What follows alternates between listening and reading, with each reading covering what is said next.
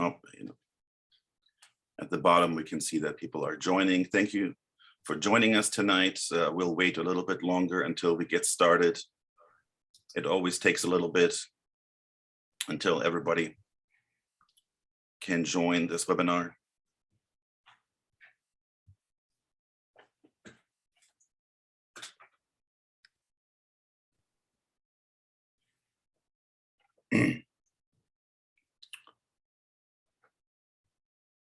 Okay.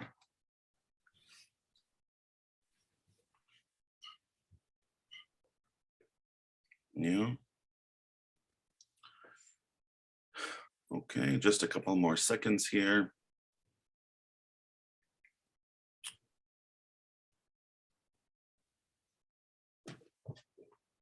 Okay, I think we'll start at this point. I'm sure that a couple more people will sort of trickle in as we move forward. Yeah, good evening, everyone. I thank you for joining us tonight. We greatly appreciate your attendance and I'm sure active participation tonight. I'm Henrik Schatzinger and I'm co-director of the Center for Politics and the People. Tonight we will discuss the war in Ukraine, a tragic crisis that we have seen unfold in the last couple of weeks. And to discuss these recent developments, I welcome two experts with me tonight, Professor Barrington from Marquette University and Professor Kydd from the University of Wisconsin-Madison. Professor Barrington is Associate Professor of Political Science at Marquette University.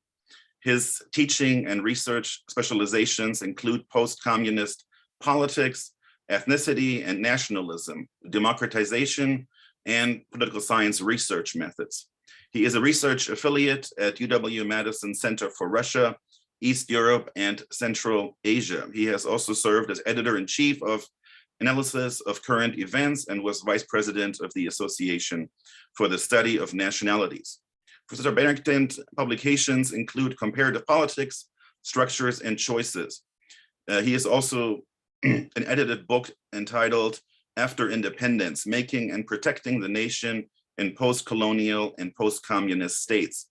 His research articles have appeared in Comparative Political Studies, Europe-Asia Studies, Nationalism and Ethnic Politics, and Political Research Quarterly, among others. He's also the author of book chapters on Baltic citizenship and nationalism and regional divisions in Ukraine. Professor Kydd is professor of political science at the University of Wisconsin-Madison. He holds a bachelor's degree in philosophy from Princeton University and received his PhD in political science from the University of Chicago.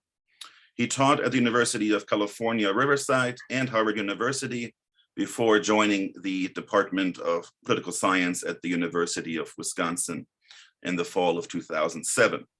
His interests center on game theoretic analysis of international security issues, such as proliferation, terrorism, trust, and conflict resolution. He has published articles in the American Political Science Review, International Organization, World Politics, and International Security, among other journals. His book, Trust and Mistrust in International Relations, was published by Princeton University Press and won the Conflict Processes Best Book Award. I want to thank you both really for joining me and us here tonight. I know it's a very busy time for you, given your expertise, plus all the other obligations and teaching and research that you have. And so tonight we're going to spend sort of time on three sort of major issues. I want to kind of explore a little bit how we got here in the first place. What does the current situation look like? And what are some of the options going forward? That is sort of where do we go from here? Let's start with the history sort of part of this. I really want to ask this question, sort of how did we get here, right? What was Putin thinking when he decided to invade Ukraine? And in this case, I asked Professor Barrington to kind of start with some initial thoughts on this for this question. So I want to kind of start with a couple of arguments or theories that kind of have been put forth. And one of those, and to be honest, some of my own sources are on Twitter, like Twitter threads by some of the experts. And so to kind of present an argument here, one person argues, and the invasion is a tool for legacy building, identity construction, to portray an image of greatness and long-term legitimacy, to kind of quote here, highlighting Russia's capacity for self-sacrifice as a contrast to perceived Western decadence is crucial. Somebody else points out, and this is why we might kind of label more the constructivism, approach here. Somebody else, writes more about Ukraine was always at the fault line between East and West, maybe more of like a fault line sort of theory. It is the most populous and economically vital of the republics between East and West. This suggests that Ukraine could be pulled apart from within, and that Russia would have an incentive to reclaim the country, or at least keep it within its sphere of influence. So perhaps more of a sort of a realist approach, and looking at maybe more outwardly at Ukraine as a sort of, strategic fault line here. Of course, some people have pointed out, maybe there is something to this idea of NATO expansion eastward as a serious and genuine security concern for Russia, and sort of the edging towards Russia ultimately may have put sort of Putin over the edge. Of course, there are other explanations, and I'm just wondering, Professor Barrington, if you have some thoughts on this, and if you think, maybe it's a combination of some of these things, and maybe you you disagree strongly with one of these viewpoints, but can you help us understand what was Putin thinking when he made the decision to invade Ukraine? Thank you. And thank you, Professor Schetzinger and Ripon. This is a great opportunity for us to hopefully help a little bit in just trying to make sense about what's going on in Ukraine right now.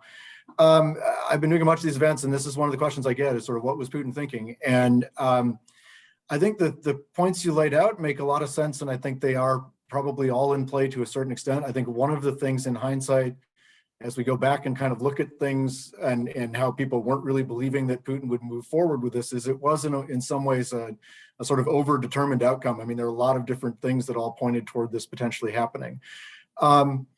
One of the things I guess I'd start with is this idea that I think we have in the West sometimes this view of Putin as this strategic genius who's playing, three-dimensional chess, and we're playing checkers. And he's not that. I mean, I think sometimes he focuses on tactics and misses the big picture, and I think he did that a little bit here. That said, I will also say, as he's making these calculations, that he did not have a lot of reasons to fear major sanctions. Russia had taken action, invaded into northern Georgia. They took Crimea and did things in 2014 in Ukraine. They got involved in Syria in a sort of horrific bombing campaign in Aleppo. So they've done different things without paying a really steep price in terms of response. And I think he also thought that Europe was going to be way more divided on this. This is one of the shocking things for him, I think, is just how unified the West and Europe ended up being. And the other thing is he had a reason to fear a Western-style democracy on his doorstep, and that sense of and look, Ukraine was a flawed democracy. There's lots of corruption problems still, but it was functioning, and having that functioning democracy in a country that is culturally similar in some ways to Russia, I think was a challenge for him. So those were all kinds of things going through his mind in a way, but I think the other thing we sometimes forget is he is also a true believer about some things. That there are some real anchors for him in how he thinks about Europe and the West. I don't know where he is on this range of where we'd put kind of doesn't believe it at all and completely believes that this idea about Russians and Ukrainians as a single people, but he believes it to some extent. I think there really is a thought there that the groups are connected historically and culturally in ways that really mean that, as he thought maybe going into this, that Russian troops would have been welcomed by a lot of people in Ukraine. He is also a deep believer in the idea that Russia was harmed greatly in the 1990s by the West and by Boris Yeltsin's incompetence, but by the West in particular. There's stories of him hanging out with people from St. Petersburg in a cottage on a lake in the 90s, and they're criticizing Yeltsin in ways they see him just wrecking Russia, but at the same time they're also deeply angry at the West, and I think he's not forgotten that. And this idea of NATO expansion, I don't want to minimize. Whether it posed a threat in our minds to Russia, it did in his mind and continues to. And there's lots of reasons to think about that as to why that may be the case, but it was a real thing for him to think about. And the final piece is he really believes that Russia has a right to a sphere of influence, or I heard someone say the other day, I thought it was a great way of saying it, a sphere of control around Russia, of being able to have Russia-friendly and supportive countries that would not be part of a turn to Western Europe, not be part of NATO.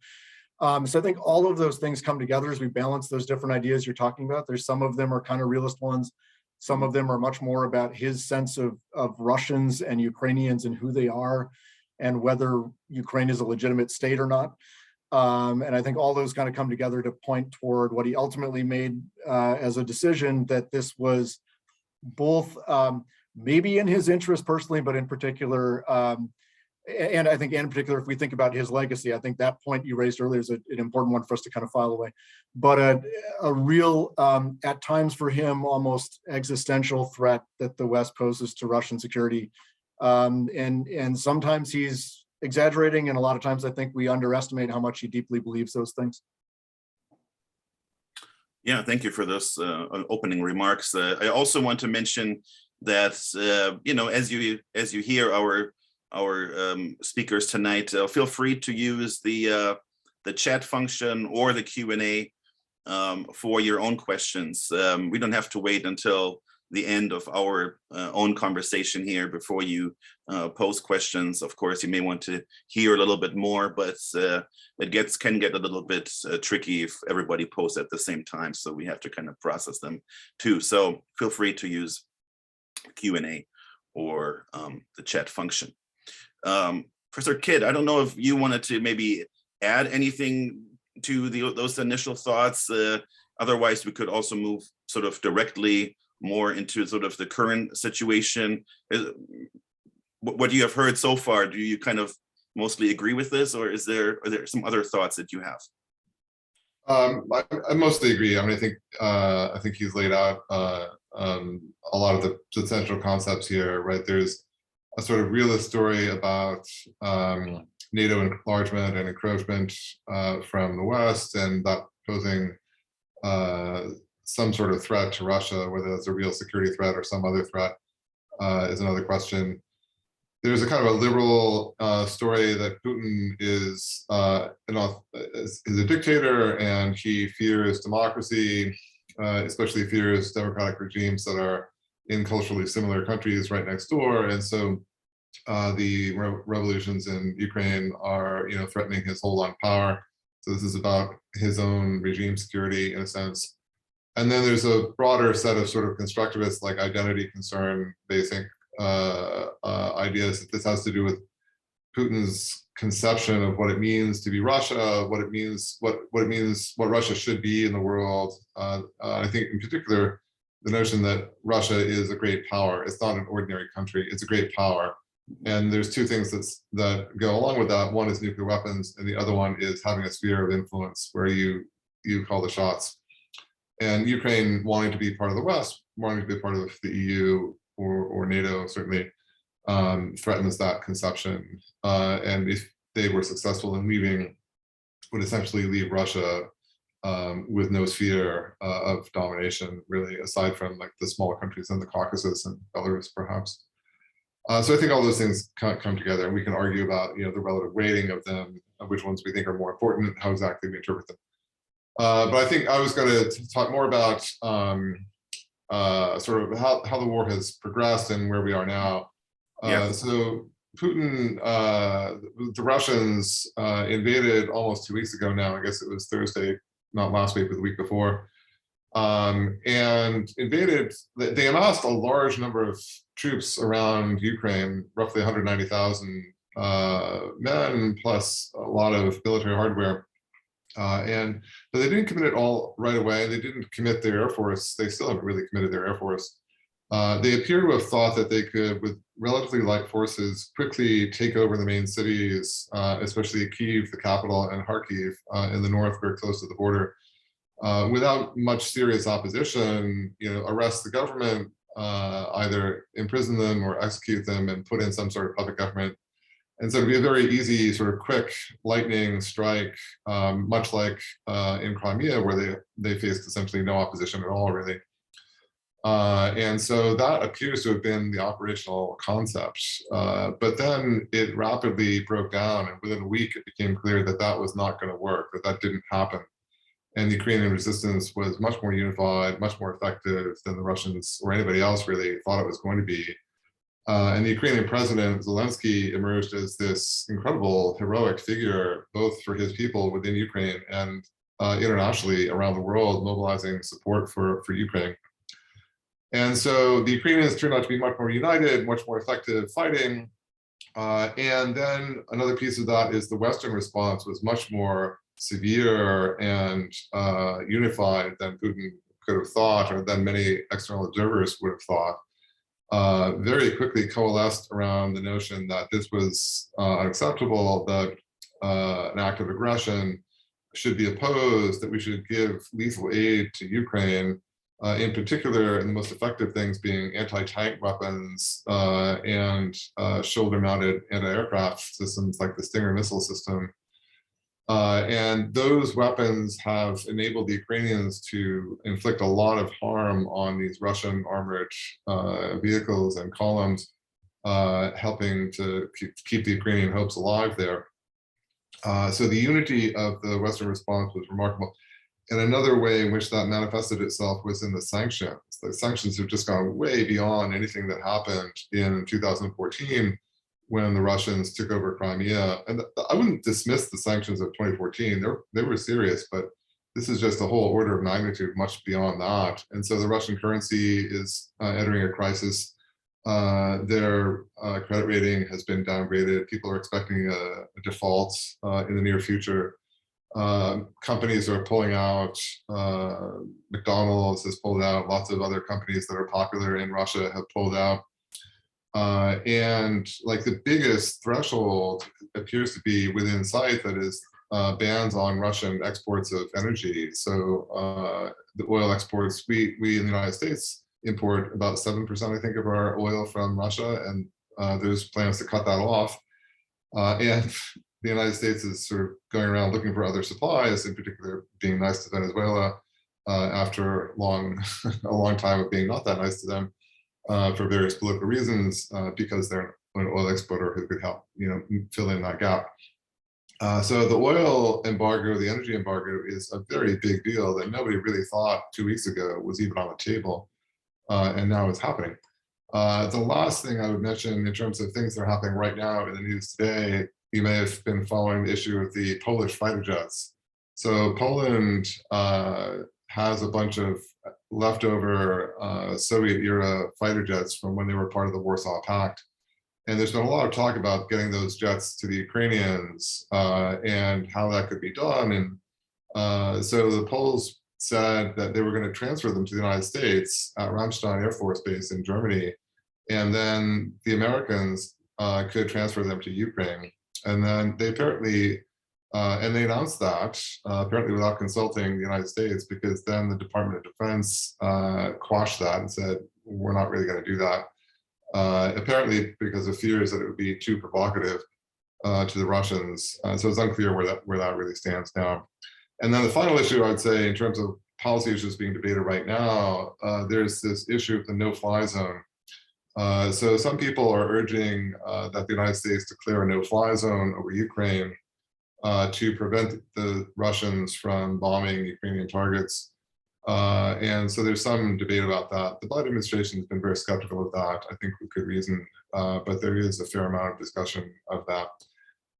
Looking ahead into the near future, the danger is that we're in a very grim phase of the war, in the sense that the initial offensive having failed, having bogged down, Ukrainians are arming. The Russians have committed most of the resources that they had around the country so far to the war. So they need to win, and the way that they usually win is by shelling with artillery population centers and just destroying block after block, pursuing the strategy that if there's opposition in an urban area, then you destroy that urban area until you've eliminated that opposition. That's what they did in Chechnya. That's what they did in Syria recently. And so that may be about to unfold in Ukraine. It's already unfolding to some extent in Ukraine. So we could be looking at a phase in the war where a lot more people are being killed, a lot more people are being rendered homeless, becoming refugees. And so pressure to intervene may grow even further in the future as these humanitarian concerns become acute. So that's my introduction. Thank you for those thoughts. I don't know if you saw in the chat, even before you mentioned it, somebody asked about what effects would a no-fly zone over Ukraine have on the region, and how would the conflict sort of play out if that were to be put in place. You mentioned the Biden administration's skepticism. Just to be kind of clear, can you kind of explain very briefly, what the specific concerns are in terms of how this kind of could escalate very quickly beyond, after as a response to this request from Ukraine? Sure. So the first thing is that what is a no-fly zone? A no-fly zone is essentially a declaration on the part of the United States or NATO that we will interdict or shoot down any aircraft that's flying over Ukraine. But those things don't enforce themselves. You have to enforce them. We've done that in the past in Iraq and in other places in the Balkans during the Balkan Wars. And what that entails is the United States or NATO forces in general sending aircraft to patrol the skies over the region in question, shooting down any aircraft that dare to violate the no-fly zone, and in particular attacking ground targets that are anti-aircraft systems. So that would threaten the ability of NATO to enforce that no-fly zone. So that right there means that the United States would be flying aircraft over Ukraine, shooting down Russian aircraft and attacking Russian ground targets, those anti-aircraft forces. So it involved the United States very directly in combat against Russia, which would be essentially war. And that's why a lot of people, myself included, are fairly skeptical that that's a good idea. Reason number two that that's not a good idea is the Russian Air Force actually hasn't been a big player so far in this war. They have not been the main source of casualties even for the civilians in Ukraine, right? It's ground-based artillery that's doing that. So if we actually wanted to stop the Russians from killing civilians, from shelling urban areas, we would have to be attacking those artillery tubes on the ground, which again would be a very direct involvement in the war on our part. And so people are very concerned about that. Mm-hmm.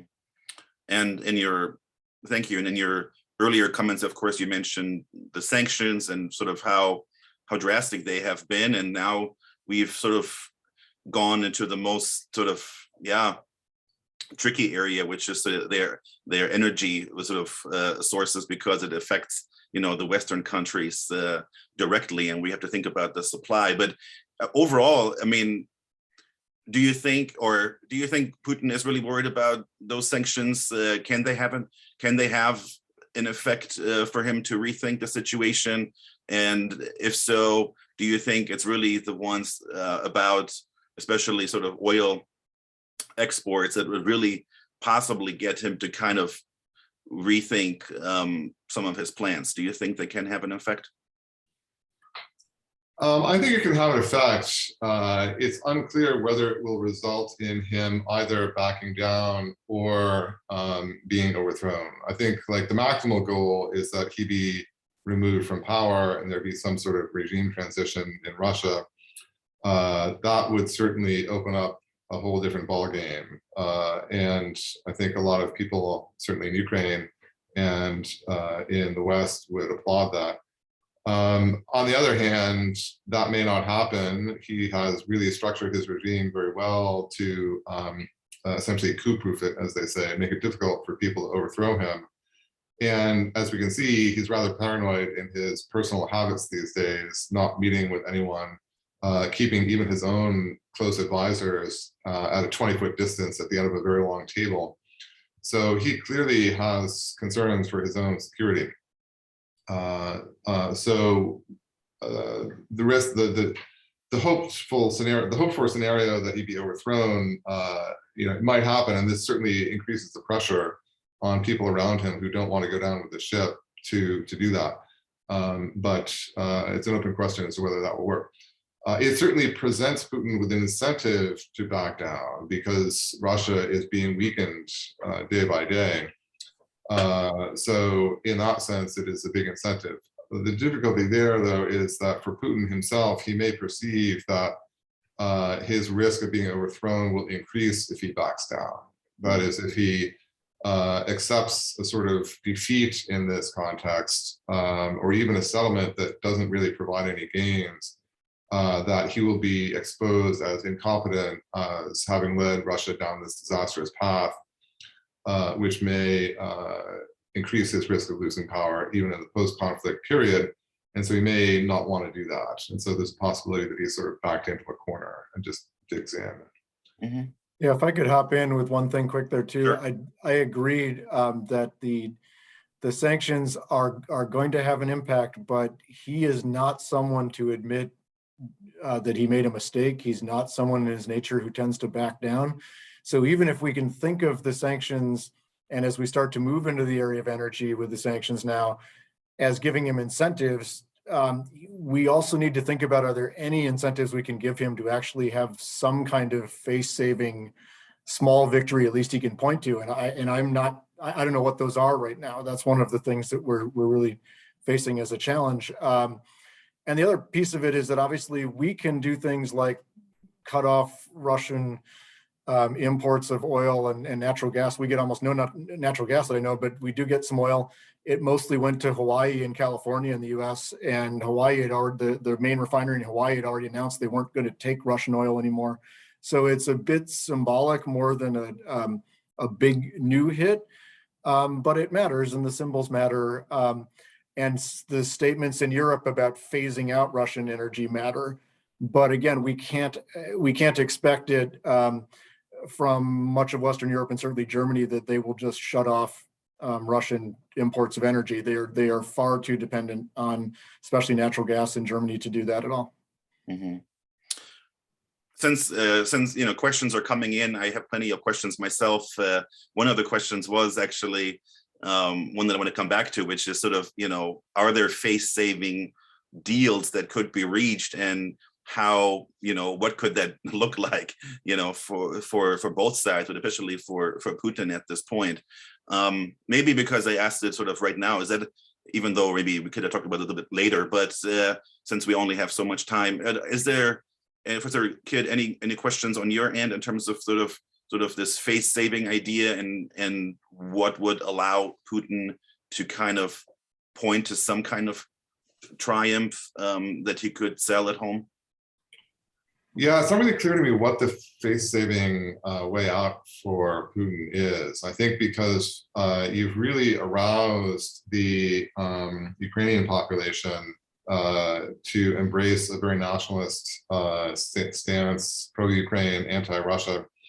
I mean, the demands that Putin has made so far have been for Ukraine to acknowledge that Crimea is Russian, for them to give up on the republics in the east where the Russians have been supporting separatist movements. So essentially acknowledging big losses in territory, and agree to be demilitarized and promise never to join NATO or the EU.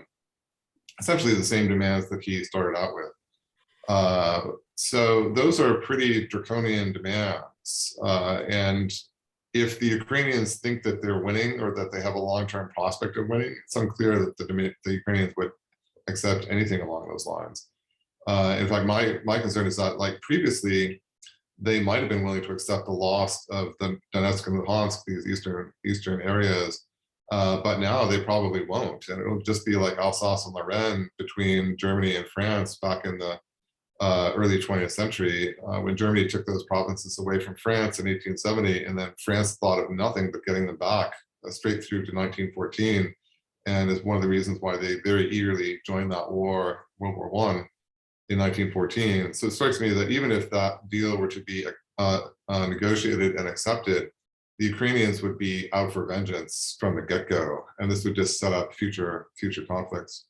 So one it's not quick- really clear to me how that works.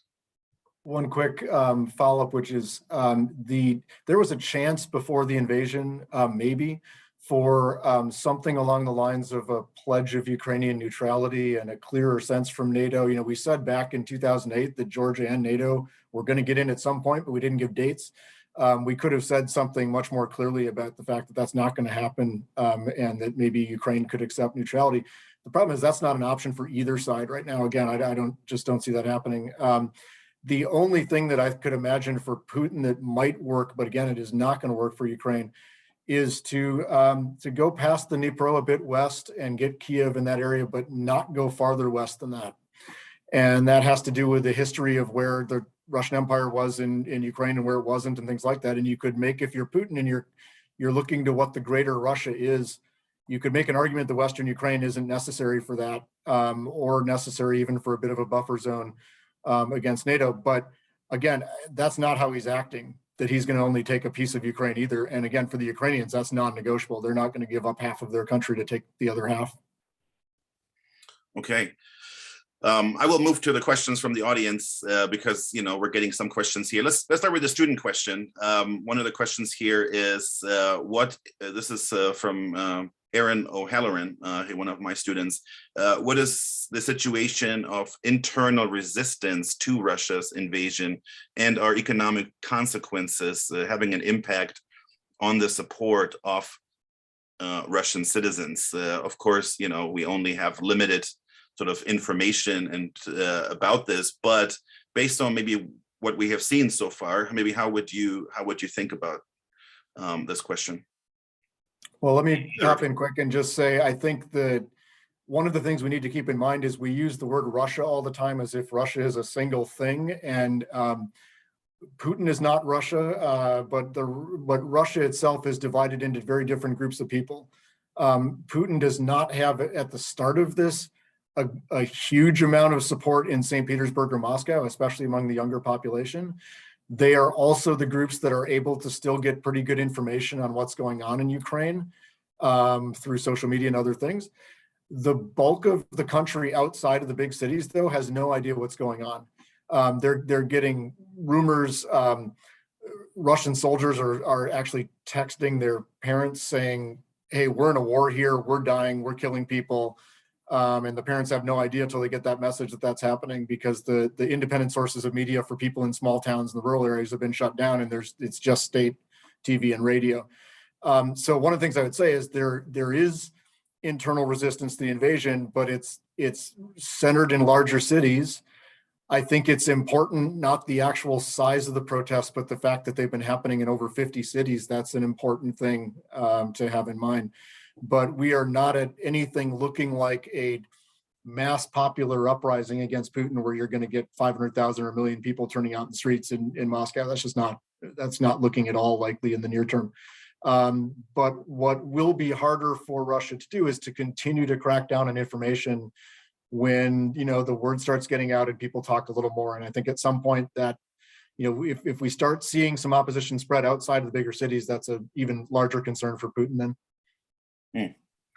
It's interesting that you mentioned social media and the, you know, younger population's ability to still get some, you know, non-propaganda kind of information from Western sources, because we hear more about all the censorship, right? But you're saying people are still finding ways to get more objective information. So, anyways, yeah, but if I could jump in a little bit on this one, yes. I think we shouldn't be too sanguine about this, that there's a big chunk of the Russian population that watches state TV and thinks it's great, and they get a lot of information from that, and they think, you know, Putin is on their side, and so they go along with that and think that's fine. There's a joke, I mean, there's anecdotal stuff going around that people from Ukraine are calling their relatives in Russia, telling them what's going on, and being met with disbelief, that they say, no, that's not what's happening.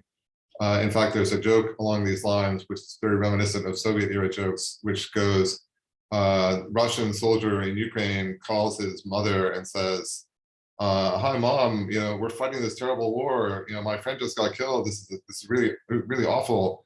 And the mom says, who is this person? state TV tells me I have a daughter, not a son. So there's a substantial chunk of Russian opinion which is probably still behind Putin, and may well be so throughout whatever happens. Even with sanctions, the sanctions will simply be blamed on the West. This is more of the West attacking us. We're at war with NATO. The Ukrainians are traitors, etc. That last part that Professor Kydd just mentioned is really important. The state TV message is that this is the West out to continue to further undermine Russia and weaken it, and eventually try to take it over or something almost. And I think that that's one of our challenges with sanctions, is that the worse life gets, the more that narrative, resonates with people, that the West is really doing these things that, again, a lot of people in Russia don't understand, because they think this is some small military incursion in far eastern Ukraine by Russia, and that's all that's going on. And so to them, the sanctions seem just completely disproportionate to that. For some of the middle class and younger population of Russia, they know what's going on a bit, and their lives are getting really uncomfortable and awkward. It's not life-threatening yet or anything in terms of their quality of life, but it's really hurting people on a daily, just making life difficult kind of way, with the various things they can't do now, including even using credit cards and accessing accounts and different things has become a real problem. Mm-hmm. Let's thank you. Let's go down the list of questions here. One of the questions comes in from Tim Like. To what degree have frozen bank accounts and confiscated assets, for example, yachts, hurt Russian oligarchs? And what sway, if any, do rich and powerful Russians have over Putin? What are your thoughts? Either of you? I'll start with that one. I think there's a couple things to think about here. One is Putin is an autocrat, and he's been in power now in a period of initially creeping authoritarianism, now full-blown authoritarianism for quite a while. And one of the things when you look at leaders like that is that their sort of circle narrows over time. It just gets smaller and smaller and smaller. And we talked before about just the lack of trust of people even around Putin, who he thinks are pretty close to him.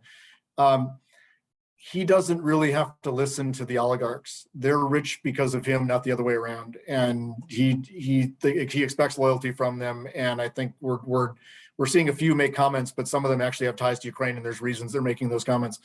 So it's inconvenient for them. They're desperately trying to get their yachts out of harbor and get to Seychelles or whatever that they're trying to do lately to get it out of the way. But if we really, really want to go after the oligarchs, we have to do more than we're doing there. It's not 15 oligarchs. It's 100 plus that have probably a good chunk of Putin's money in their own accounts.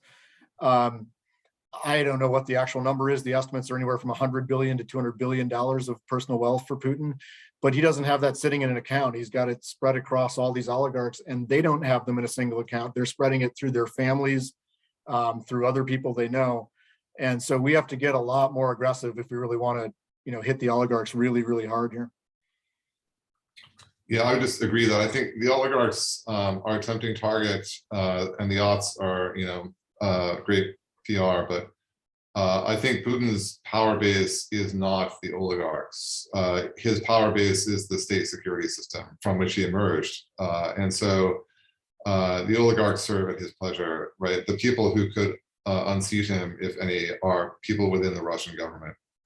And so those are the ones that he really has to control and worry about. Yeah. Can we go back? There was an earlier question posted about the likelihood of using tactical nuclear weapons. Yes. And I don't want to be the one to take that question, but I do want to say one thing about it, which is I don't know what the exact, what the real percentage is that Putin's going to survive this, but I have gone from that it is a 0% threat to him before the invasion to about 20-25% now. And part of it depends on how reckless he becomes. And we know he's very risk tolerant in a variety of things in his life, including his foreign policy decisions. And, I would have said it's a 0% chance of using tactical nuclear weapons, except it is in their playbook. It's spelled out in their military strategy documents and things that's a thing they could do. And they also just shelled a nuclear power plant a few days ago. I mean, that is not normal behavior in wartime. So I think the only thing I would say about that, again, wearing my comparative politics hat, is leaders are reluctant to give that order because one of the things that can go really wrong for a leader like Putin is he gives the order and it's not followed. And he's always got to worry about that in a war situation or a firing on huge crowd situation. If he gives that order, is it going to be followed or not? And there has to be some hesitancy, including with discussions of war crimes now internationally. There's got to be some hesitation at the field level of people to make that kind of decision or follow that kind of order. Yeah, I think that's right. I mean, I think it's a great question and an important one. And I think the United States government is thinking very carefully about that and calibrating its response to this whole crisis with that very much in mind. So the Russians have tactical nuclear weapons. I would divide it into two questions, some questions. Like, one, would he target them or order their use in Ukraine? And two, would he order their use across the border into Poland or Romania or some other NATO country? In terms of using them in Ukraine, my sense is that he would not do so. It would be irrational for him to do so, at least, to put it that way, in the sense that he could achieve whatever goal he wanted, probably with conventional weapons that he might want to use nuclear weapons for. Certainly within range of his artillery, he can inflict the kind of devastation that a nuclear weapon would inflict using very ordinary explosive munitions. The only question might be if if it became a big deal that the Ukrainians were flying, sorties from some base that was out of reach of his rockets or his sort of conventional munitions, and then he sort of thought, well, if I hit this airbase with a nuclear weapon, I can really put it out of commission for much longer than if I were using conventional weapons. That might be one incentive. But on the other hand, I think, as you say, that crosses a very pronounced threshold in international relations that hasn't been crossed since 1945. And so that's going to make subsequent, like if his goal is to annex and occupy and incorporate Ukraine into Russia, using nuclear weapons on what, in that sense, would conceptually be your own territory, would be, again, crossing a very noticeable line with very difficult to calculate consequences. And then secondly, using them across the border onto NATO, right? The scenario you can imagine there, and obviously the scenario that the United States is worried about in terms of sending aircraft to Ukraine, is that if we started running a no-fly zone out of Poland or somewhere like that, or Poland and Romania, then Russia would have enormous incentives, if they wanted to contest that, to hit the air bases in those countries, which would be a direct Article 5 NATO triggering event. And who knows how NATO would respond to that. We could respond with local nuclear weapons. We could respond into Russian territory itself, right? If Russia hits NATO territory, we might expand the war beyond Ukraine to Russia itself, which could feed very quickly up the ladder of escalation to all-out nuclear war. So I think that would probably suffice to deter Putin, and possibly, as Lowell suggested, even if Putin were to be sort of unhinged enough or desperate enough to give the order, you can imagine, at least possibly, that people down the chain of command would say, we're not doing that, right? Because we think that's going to lead to nuclear detonations over Moscow, right? That's a mistake. And so at that point, it might be that someone steps in and removes Putin from power, or at least alerts him to the fact that orders of that nature are simply not going to be followed, which then opens up a lot of questions for Putin's long-term survival in power. One other quick thing, just because Andrew mentioned this before, and I want to highlight it again. We have not seen their Air Force much. We have not seen their bombers. I mean, that they can do a lot more damage on the ground than they've even done so far. They have been, early on at least, I was kind of amazed in some ways how restrained they were. They were using pretty precise targeted attacks. I don't know if they're running low on those weapons. They're clearly moving to things that are not very accurate, or they don't care. But we still haven't seen, high bomb drops of just straight down flattening things that we could see. And again, if he goes there, that would at least be, I would assume, a step before you go to nuclear weapons. So there's other things, in other words, that they haven't done yet that they can still do, unfortunately, because Ukraine has not seen the worst of what it's going to see yet. Yeah, I wanted to come back, by the way, to the nuclear weapons question that came in right away, and I wanted to kind of wait a little bit, before we go to the most extreme sort of scenario here. The question came, by the way, from Ronald Peterson. So thank you for this very good question. Just wondering, in terms of sort of transatlantic unity that we have seen so far, do you see some dangers of this not sort of lasting if the conflict and it drags out, that we see sort of more sort of ripples kind of within the West, especially when Germany says we need whatever Russian energy, and whatever Britain says no, we can go this way, and so I guess the danger, of course, is that if sort of the sanctions, especially on energy, but also on other base materials, palladium and so on, lead to and it increases the cost of production for vehicle, for automobiles and so on, right? There's a real danger, especially German automobile industry and so on. But if, is there a danger sort of as Europe maybe moves into a recession and maybe even comes here, that some of that unity is going to start to fall apart somewhat, or do you think this will not be the case? So I was going to say, do you want to take that one in? I can start with it, although I'm not an IP expert, international political economy expert, so this may not be my strongest suit. But I think one fact to keep in mind is that the interdependence here is asymmetrical, in that Europe trades much more with the United States and the rest of the world than it does with Russia. Russia is much more dependent on Europe than Europe is on Russia. So I'm not necessarily concerned about that. That might be the case. I think in general, sanctions regimes tend to weaken over time. We certainly saw that in the sanctions regime that was put in place against Saddam Hussein after the first Gulf War. So I think that is true, that eventually people want to sort of move on and restore relations. And if it turns out, like, I mean, the case of Assad, I think, is illustrative here, right? From shortly after the Arab Spring in 2012, I think Obama said Assad must go, and that became the declaratory policy, at least of the United States. But he's still there, right? Because we were not willing to help the Syrian opposition overthrow him. We were hoping for a negotiated settlement that would lead to him leaving power. In this case, if we make Putin's survival in power sort of the condition for relieving sanctions, we're not going to relieve the sanctions until Putin leaves. That could be a long time coming if he is able to survive those sanctions, and would, of course, eliminate any incentive on his part to withdraw from Ukraine. But also, if he proves to be as durable in power as Assad, could mean that this lasts for a very long time.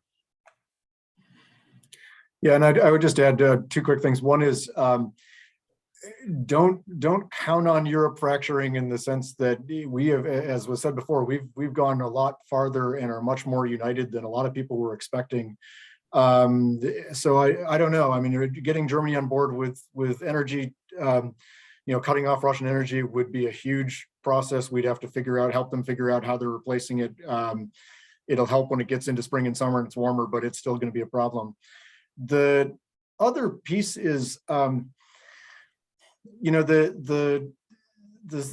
regime that we have in place in terms of the role of NATO and the EU in security. Putin's attacks have done more to unify that than Europe and the US have been unified in decades. And I think that while that can start to fall apart, it doesn't typically fall apart quickly. And I think, ironically, I mean, again, he's really done a favor to people, not to Ukraine, obviously it's horrific, but to the people who've been trying to bring US and European relations back where they should be. And if, the other way that we could see sanctions strengthen is, again, in Putin's hands. If he takes these next steps and goes even farther with attacking civilian areas and bombing cities, I think we will see another round of sanctions, and the sanction approach will hold together for a while. If he sort of stops and there's a status quo where he's occupying things, but it's a slow, maybe minor increase here and there, then you do start to see over time that fatigue that Andrew was talking about. It's just hard to keep the sanctions going forever. We have a question here that I also had on my own sheet, and I also want to, thank Elizabeth. We'll get to your question in a moment, but the next question was also on my radar. Sort of what praises and or criticisms do you have for the Biden administration and how they have handled the situation so far? So, how do you assess sort of the Biden's administration's foreign policy efforts so far? Well, I guess in my case, I would say I've given pretty high marks so far. I mean, I think they've really held it together and calibrated the response pretty well, in the sense that they have been very good at unifying, working with Europeans, diplomatically remaining for the most part on the same page, except for this whole recent fighter jet business with Poland. And so they basically, I think, done a fairly good job of keeping the West together, getting resistance into, or getting military supplies into Ukraine, and without going overboard and doing things which would obviously give Russia an excuse or reason to, attack NATO directly or, stage a nuclear confrontation of some sort. So I would say they're doing a pretty good job so far. A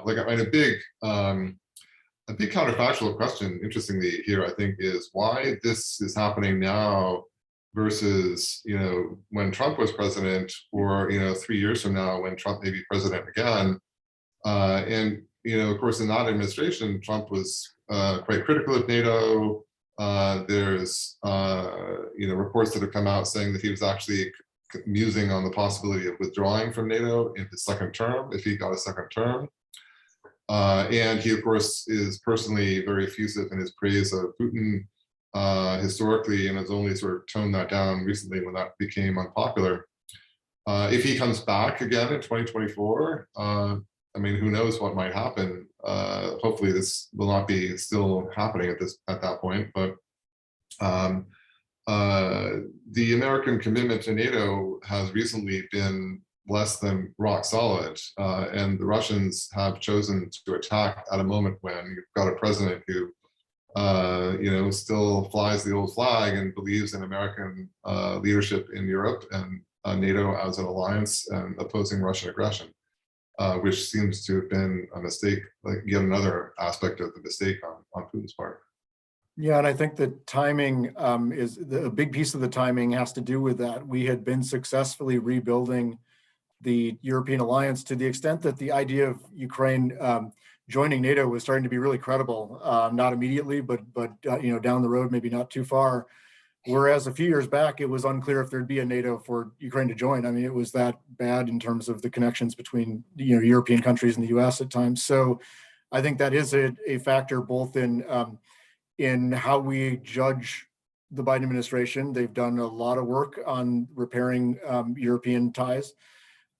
They were helped dramatically, though, by Putin's actions here. I mean, we can't give them all the credit for this unified response. Part of this was just Putin did something a lot of people didn't think he was going to do and was almost unthinkable for them. So, there's a combination of some good work, I think, by people in the Biden administration, but with Putin showing a lot of Europeans why NATO is still important and relevant to them as well. Yeah, thank you. We have a comment and a question from Elizabeth Krasniski. She's saying the consequences of public protests are so severe that people are not doing so in any large numbers. The hard crackdown measures are the most telling to me of Putin's desperation. Her question is, what do you think China's stance will be in the near future? What do you think? Well, let me take the first one quick. There was just her comment about the public protests. It's absolutely the case. Russia was both very quick to arrest people and even preemptive in rounding people up. They were afraid would be mobilizing protests in the streets and things. So yeah, he was aware that this would be an unpopular situation, at least in, again, some of the big cities. They were not ready for the smaller cities where some of these protests broke out. I think that was probably a surprise to him, but the big cities was not a surprise. I'm going to let Andrew take China. I do have some thoughts on that, but I'll let you talk on that first, please. Sure. I think China is a very important bystander at this point, still a bystander for the most part. So China and Russia, of course, have been growing closer together, joint anti-American sort of stance. Russia with their aims in Ukraine and Europe, and China with their aims in Taiwan and the South China Seas, and both opposed to the overall democratic American, European sort of Atlantic way of doing things.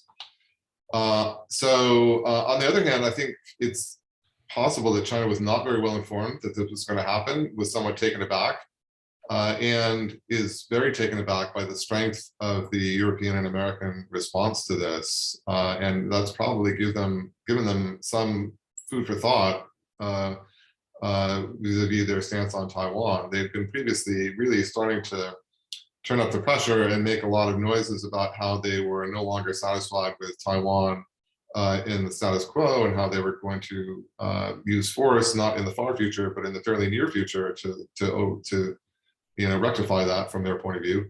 And I think this has to make them pause. A lot of people were worried that they might attack right now. They've just sort of seized this opportunity, thinking that the United States is distracted in Europe. I think that's probably unlikely from what I've seen. But it's got to figure into their thoughts about whether they would get away with this if they tried something similar vis-a-vis Taiwan. Yeah, one of the things for me, I was a little, I don't know if surprise is the right word, but it's interesting that they chose not to veto Security Council resolutions, but just to abstain in the vote. I think that was a bit of a signal to Russia that they may not be completely happy, at least with how this is going, if nothing else. I mean, it's been embarrassing for the Russian military, and it's got to be a little embarrassing for that alliance with China on China's side. But one of the things that was said the other day that I think I agree with is this invasion has kind of marked the end of the post-Cold War period. We're in some other new kind of period. We're going to try to figure it out, I guess. And I don't know that that's something that China is happy with, or at least that if it was going to happen, I think China would have wanted it on its terms. And China has been doing awfully well. I mean, obviously COVID aside and things, but awfully well in economic development over the years, long-term at least. They've had massive increases in military spending in China over the last several years. And I don't know that they really wanted the focus on how you unify against a country invading another country. I mean, that's interesting. They don't see Taiwan obviously as another country, but again, I think that I would guess that they are not completely thrilled with this. And I also think if Putin thinks that Xi will not throw him under a bus in a heartbeat, if he thinks it'll help China, he doesn't understand the Chinese leader. I mean, they will jettison Russia if it helps them. I think pretty quickly if they make that calculation that it's just a net negative for them to be supporting Russia. Okay, we have one more question in the chat, and then I'll maybe ask sort of one or two bigger last final questions here to round things up. So this question is from my fellow co-director Brian Smith. He put it in the chat a while ago, but I wanted to kind of give other people a chance to kind of get heard first. How can the US and NATO give Putin a ramp to move off his aggression without selling out some of the Ukrainian interests, particularly after they have suffered so much?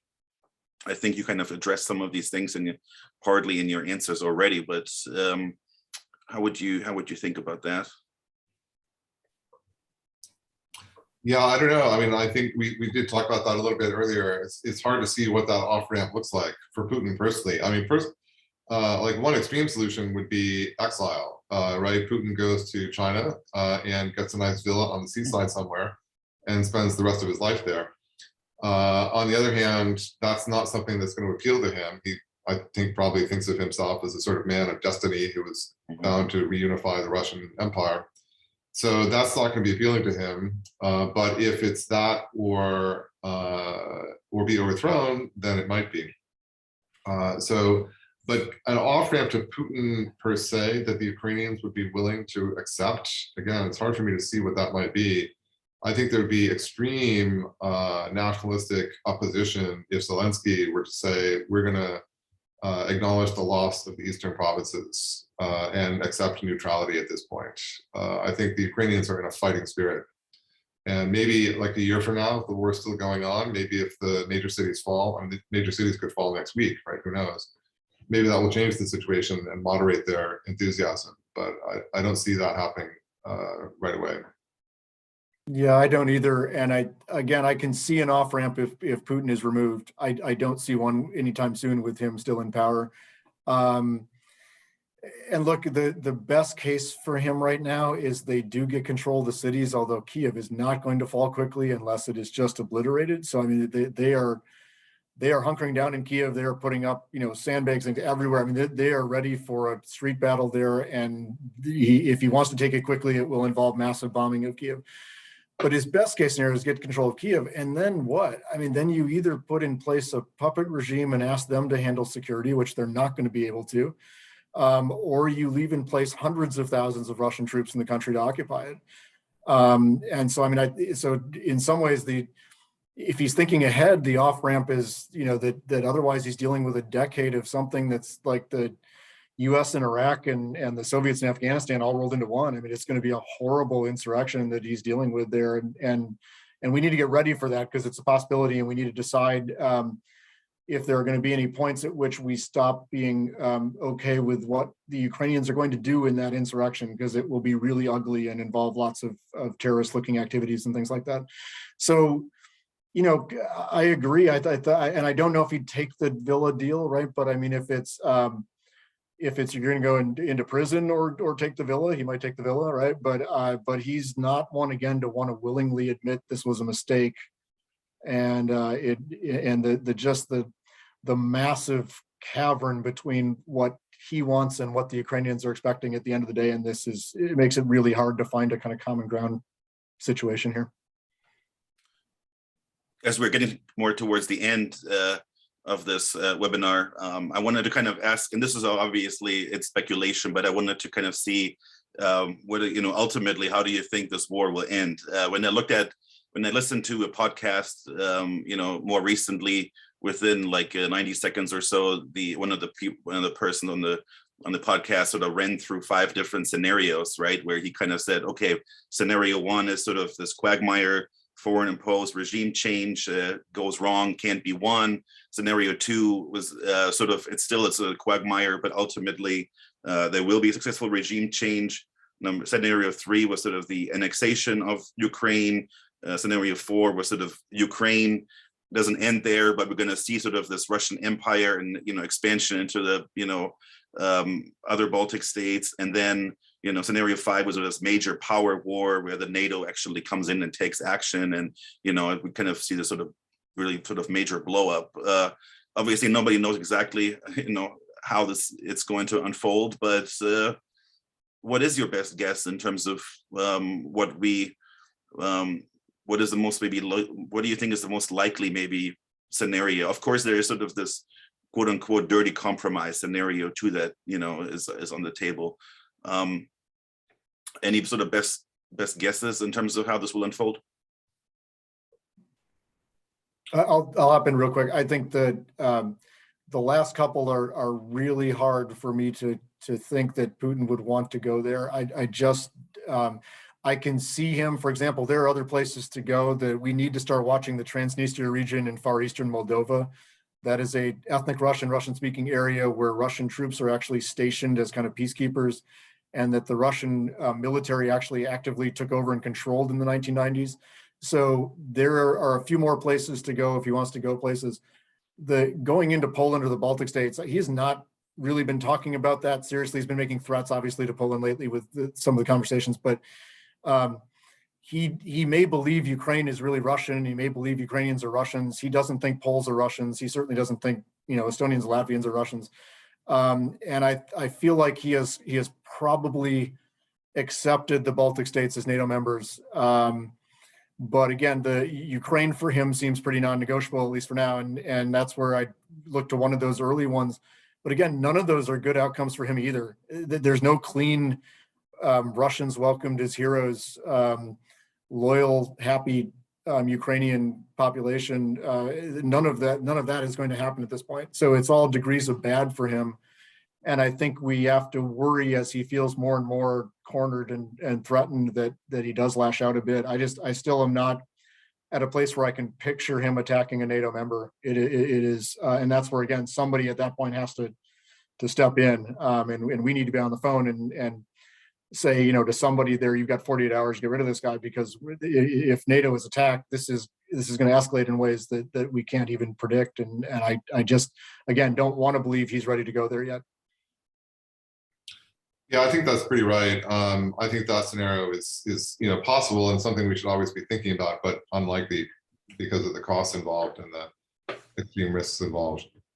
So I would say, like, the most likely scenario is some sort of protracted war that devolves into some kind of maybe insurgency, not even necessarily an insurgency. It could be like a hit and run sort of thing. Like the Russians hold maybe the major cities, maybe in the north, and then launch occasional excursions into the countryside, especially, but have very tenuous, if any, presence at all in the western part of the country. And the western part of the country then serves as this reserve area where forces are easily supplied by NATO across the border and launch their own hit and run attacks on Russian forces in the east. And you settle into this long sort of war of attrition between a western and an eastern zone, where the Russians are just trying to hold on in the cities and the major roads, but suffering enormous attrition from Ukrainian forces. And then the question is, how long are they willing to pay those costs? And what happens when they stop being willing to? Do they just go home?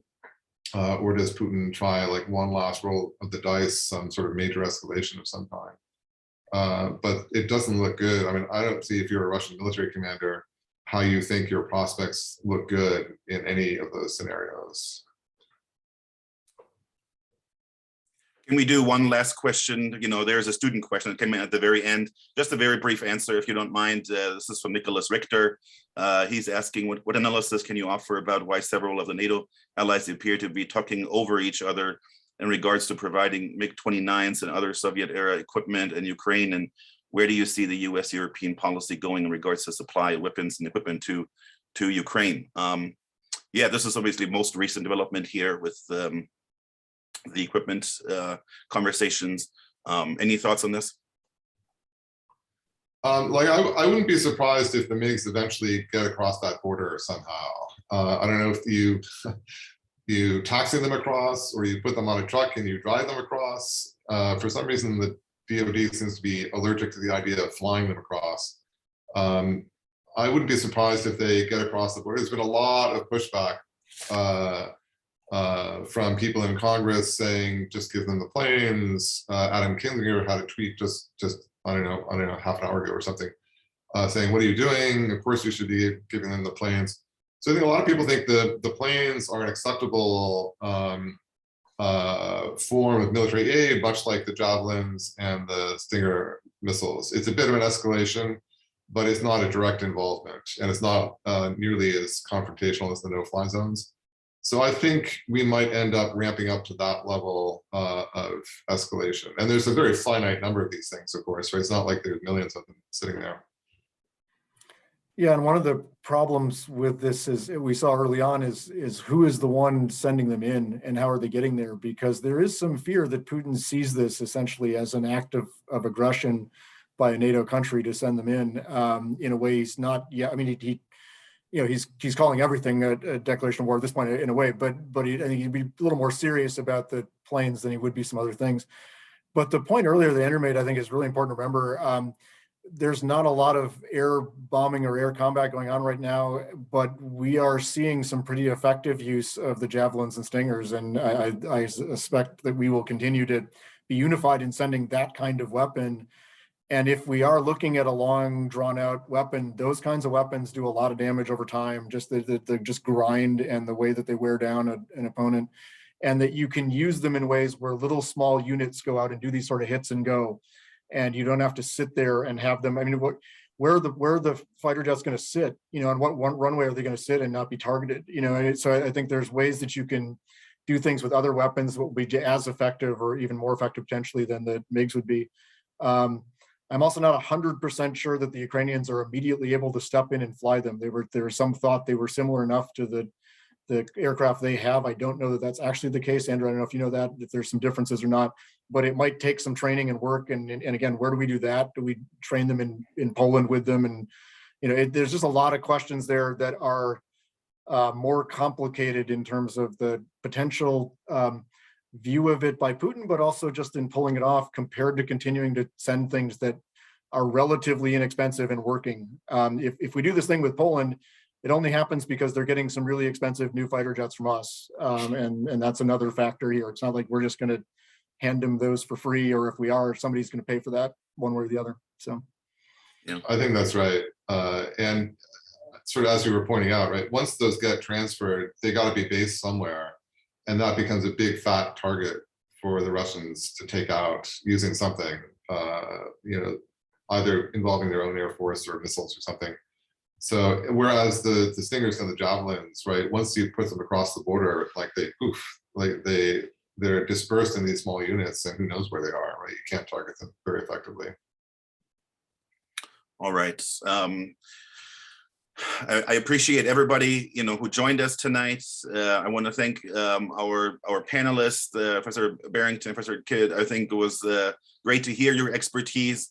Who knows, the way things unfold, maybe you'll get another invitation. I know you get so many requests, but this is where it's needed at this point.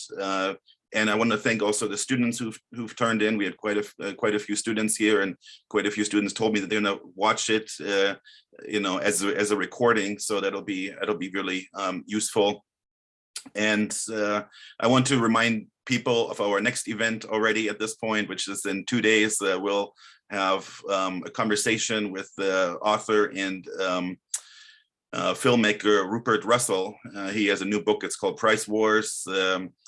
How the commodities markets have made our chaotic world, which is also quite relevant. He has a chapter on Russia and Ukraine and the commodity sort of trade. And there's some, we've heard the president even talk about price gouging when it comes to oil. That's exactly the kind of topic that he's discussing in his book when it comes to sort of price finding mechanisms on commodities and its political implications for especially poorer societies. That is Thursday, 4:30, and I hope you can join us. So thanks again to our panelists. Thanks again for the questions, and have a good night, everybody. Thank you. Right. Yeah, thank you again.